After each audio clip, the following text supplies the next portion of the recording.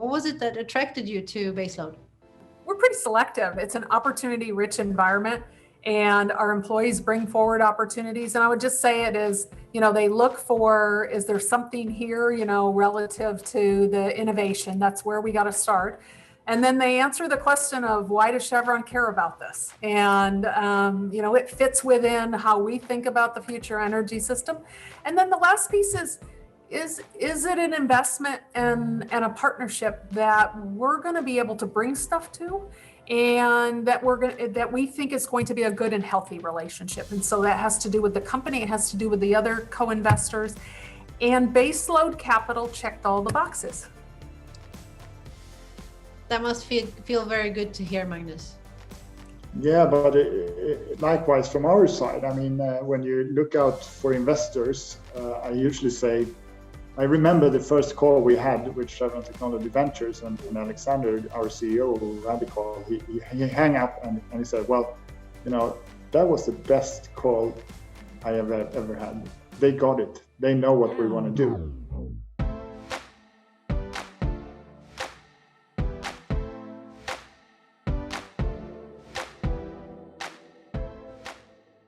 Chevron has an expression that's called higher returns and lower carbon. And I think that, I think all of those words matter. We want to be as strong as we can in the business we have today. We want to run it really well. And we also want to plant seeds so the business we have tomorrow runs really well. I hope that Baseload Capital has a similar view. If you don't run today well, you don't have the resources to invest in the future. But if all you do is run today and you have no vision for the future, then you're going to kind of run today's business until you're not running a business, right? We are in many countries around the world, and the things that are really important to us as a company are, there's 3 Ps.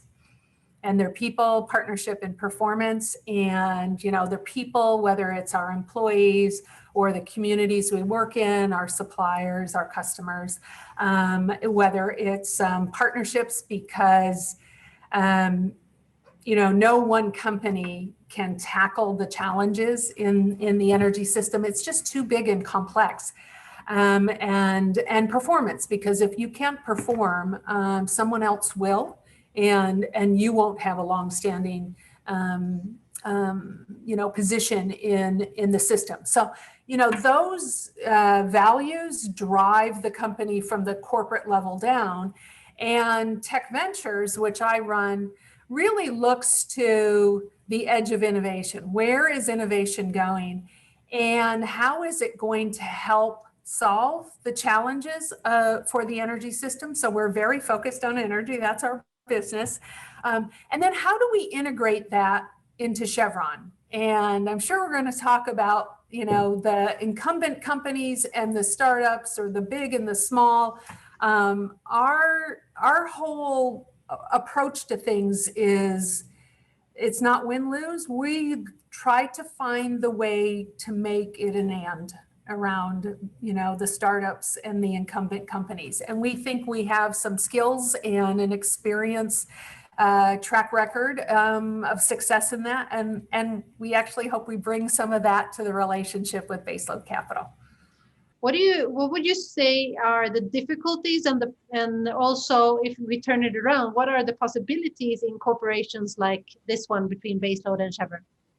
Well, let me take a stab at that, because that's the whole reason that Chevron Technology Ventures exists. Chevron Technology Ventures is a small company within a big company. We use some of the practices of Chevron, but we've trialed more than 80% of the companies that we've invested in. We found a way to trial their technology somewhere in Chevron's operations. That is a test kitchen unsurpassed, right? And so we know how to do that. And we look for the win-win on that, because ultimately we see a promise for scaling the use of whatever it is that the company is doing. We know the pitfalls of big companies and small companies, and hopefully we've developed some mitigation around that so that we can collaborate and work together. Of course, we see ourselves as a really big company that just happens to be small right now. So as I said, we're working backwards, and of course it has to scale, but it also has to have a speed component. We have to do it quite fast to reach the goals that we want to reach. So we tried to build that into the business model, but what I would say is, every time we run into problems, we we usually say,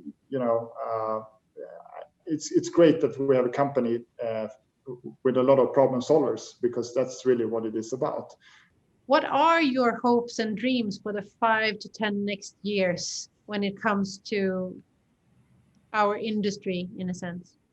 We got to run the base business really well and be a leader in that. And that base business also has to change to keep up with the use of technology that's available relative to digital technologies, decarbonization technologies, and there's a lot we can do right here, and we have projects on that work.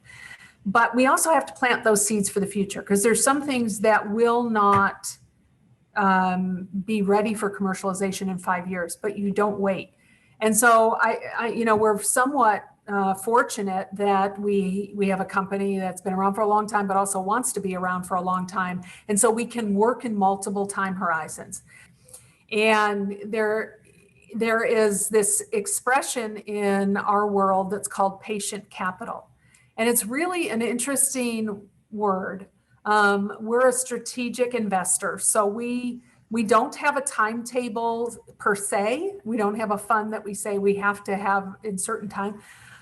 We are patient capital trying to solve urgent problems. And so we know they're going to take a long time, but we would like them to take less time.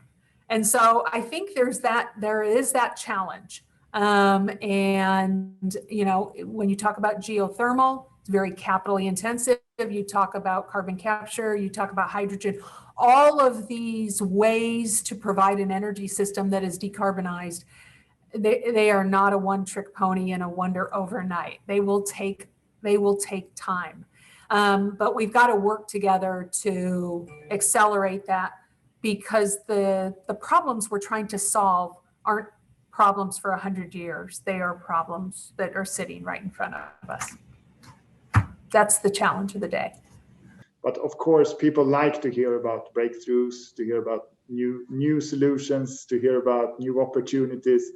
But what we're doing is really building on the experience that's already out there in the world. And we are doing some twists, as I said, on the technology side, financing side, business model side. But really, what needs to happen is to make sure everyone gets on board, as many as possible, to just create this progress that we need. Thank you very much for your time, and this will be valuable material for insights and more also knowledge to the people who are listening in on this. So thank you. Well, thank you very much, Christina. Thank you. Thanks for organizing it.